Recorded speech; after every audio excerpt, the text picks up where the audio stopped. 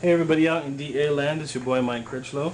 I'm here for drawing night 2. And the last one seemed to go really well, and I thank everybody who took the time to take part to add to that. I think the overall thing went really well. I'm hoping that this week's goes well as well. Last time I actually took the time to pimp something that I had bought recently, so I'll do that again. Recent sketchbook that I bought, drawings of Pierre Alari, I don't know how to pronounce that. But just some really awesome stuff. He's a French animator who's done stuff from Hunchback of Notre Dame and Tarzan and Emperor's New Groove. Just really nice stuff. Hope to be at that level one day. Alrighty. Last time I kind of broke down a little bit about how I approach drawing, and previous to this, but you guys will never see, I tried to record myself doing the entire drawing, but the fact is this whole setup is like kind of awkward for me still. I still haven't found something that I'm very comfortable with. There's like a freaking huge bright light right here. I can't move the paper how I want, you know, like when I draw normally, as I'm sure all of you do as well. You may draw sometimes like this, you may draw sometimes like this, you turn the paper, you draw like that, you draw like that. But with this I'm kind of like, draw this way, you are a robot, so I can't really do anything with that. So if I figure out a way, whether with the computer or whatever, to kind of show more steps, I will. But until then, here it is. Somebody asked what type of pen I used last time. It's a 61 medium fiber Castell. Very nice pen. Good for sketching, doesn't bleed through paper. Very nice. Alright, so what I'm going to talk about real quickly this time is kind of how I approach the poses of when I do stuff. For a long time I was uncertain of how to approach poses because I would see something.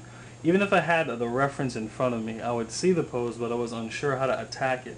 But until I learned this acrostic, okay? It's an acrostic, but it's also like a normal sentence. The sentence is don't waste time.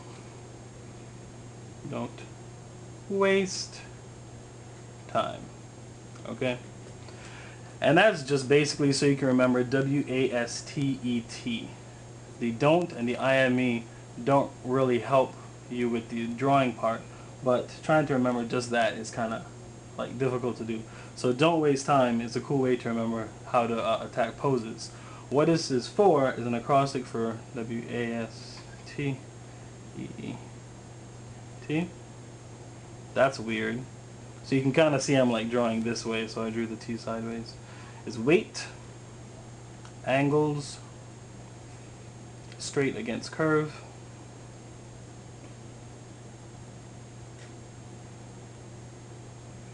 tension, exaggeration for emphasis,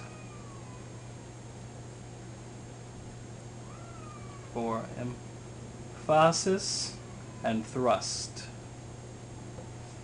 Now when I do a drawing, I don't like actively think of all these things, but when I first started I would, and I think just by second nature now, when I look at something I automatically think the weight. What is the weight distribution of what's happening? Is the weight being thrown to the left, being thrown to the right?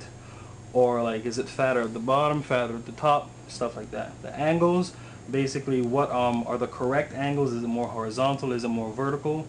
How do the angles relate to each other? Stuff like that. Straight against curve. Basically is just to make things as aesthetically interesting. If you have like two straights next to each other, it kind of looks like a stick, or if you have like two curves, it kind of looks like a macaroni elbow. But if you have straight against curve, or like straight against curve like that, all of a sudden it's more interesting. So this is just to create some interest and contrast in what you're doing. Tension basically means how one part of the figure relates to another part, whether it's a good way to explain tension is if you have like these huge rubber bands between like the extremities of the person, and how far apart those limbs are kind of show you the tension thereof. If they're really close, the tension is kind of soft, but if they're really far apart, you got to try to find a way to exaggerate the fact that the body is kind of like stretched all over the place. Exaggeration for emphasis, that basically means that if you have like a hip, you emphasize that hip. If the person is looking straight at you, trying to emphasize their eyes, you know. I like hips, as everybody knows. So if you got a hip, emphasize that hip. You know what I'm saying? Stuff like that. And thrust, basically, it's kind of related to tension, kind of how one body part relates to another. Okay, so that's kind of a quick rundown of how I would attack poses. This is extremely helpful. It has helped me a lot, and hopefully it'll help you. And I think that's the whole point of it. It's us helping each other, yeah? So what I'm going to do is I'm going to quickly sketch out the reference pic, which is here. And I'll kind of do it here.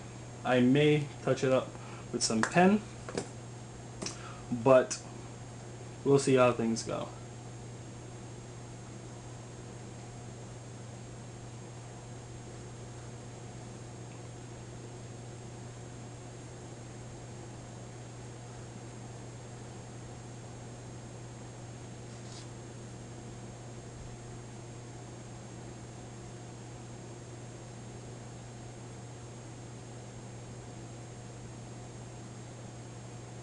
Alrighty.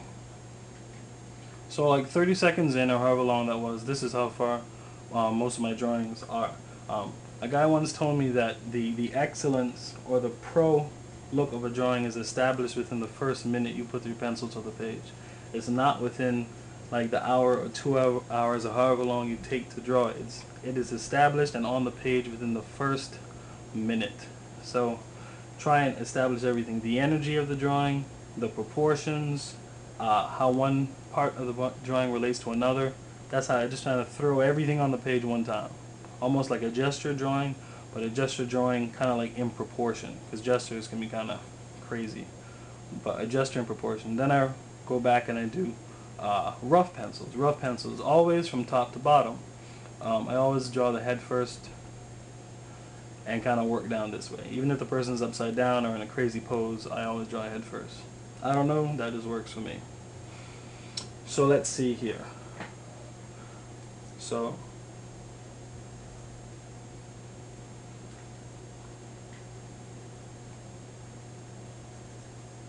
this is what I'm talking about with angles.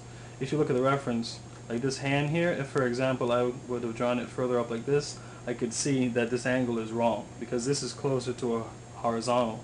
But actually, whoops. And actually it's closer to like I don't know what angle that is, 60 or whatever.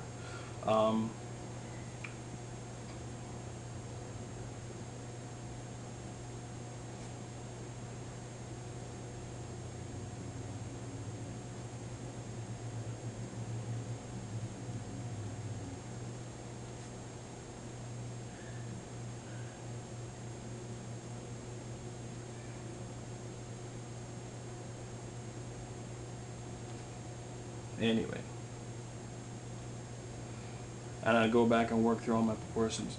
So that's a little bit of the things I use to approach poses and how I would kind of break down the drawing, and also kind of like my procedure from top to bottom, and also the things I try to put in a drawing. Hope you liked it. Hope you learned something. If you like it, let me know, and I'll try to do my best to keep it going. Have a good time, you guys. Peace.